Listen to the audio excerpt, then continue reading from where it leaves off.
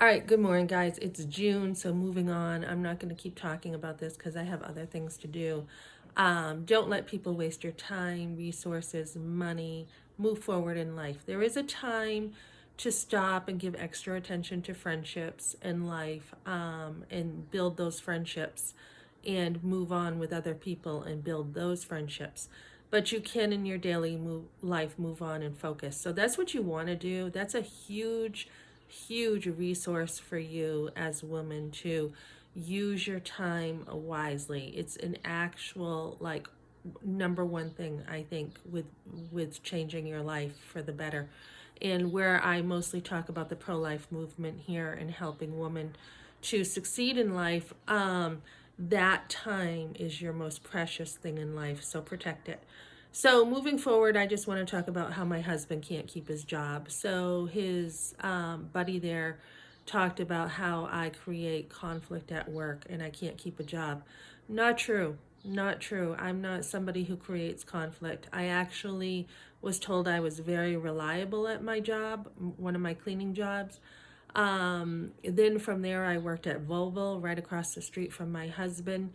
And I was cleaning over there for a little while, and then they had lost the account because of something they had going on the inside that I didn't know about. So they did offer me work in the Lakes region in New Hampshire, and I just did not want to travel over there. So that's not really creating conflict, Kevin. That's just being wise with my time and saying, do I really want this? So a lot of people will just put effort into their job. Like my husband was saying, Kevin was saying that, oh, your husband has worked here at this job for like 20, 21 years.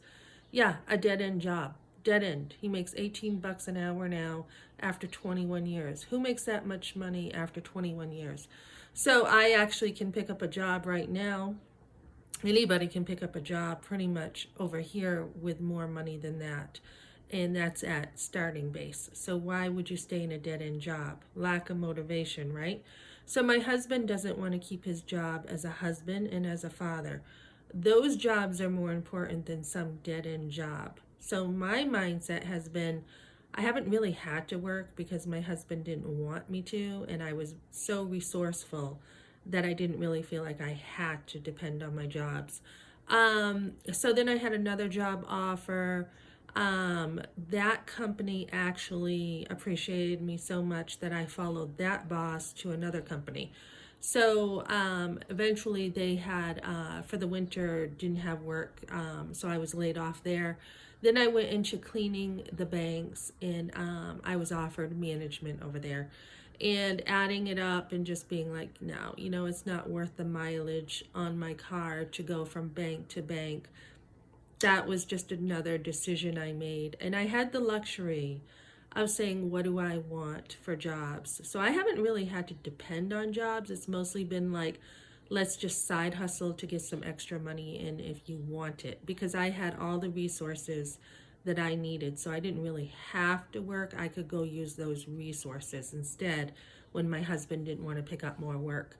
So, that's what I did. Not only did I homeschool for like 28 years and be a wife and a mother and a homemaker, and when I talk about doing this, I'm not talking about just homeschooling with some busy work. I'm talking about getting in there and understanding different philosophies, from eclectic to traditional to unschooling to reading deep work, right? And then, so I did that for a long time, especially when you have teens, you're going to have even more time needed to do that. So homeschooling was my main job, and I finished with all five of my sons and did a good job. Did so well that my oldest ended up in the military just from homeschooling, and you had to have a higher score than most people in high school to go from homeschooling to military. Um, so yeah, I raised my guys up to know God, and that was my main objective in homeschooling. And I succeeded. So let me see. So then um, I went to another job. Oh, I had a dusting job, and I just didn't need that anymore because I had enough work. So there's always work. Always pick up a side hustle. Always do work. But your main job in life is to be, you're a husband, a father, a family man.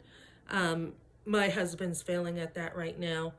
The other thing I was going to say is with my work experience in the cleaning business, and I've done a lot of different cleaning with different companies. Um, People now look at me and say, look at your cleaning experience. Holy cow, we want you.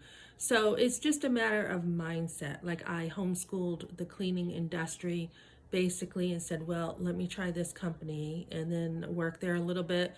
Let me try this company and see how things were done differently so that eventually I was opening my own cleaning business. And actually went into residential cleaning just for a little bit and decided that I prefer the commercial cleaning over that. And then started some cleaning over here when I got here.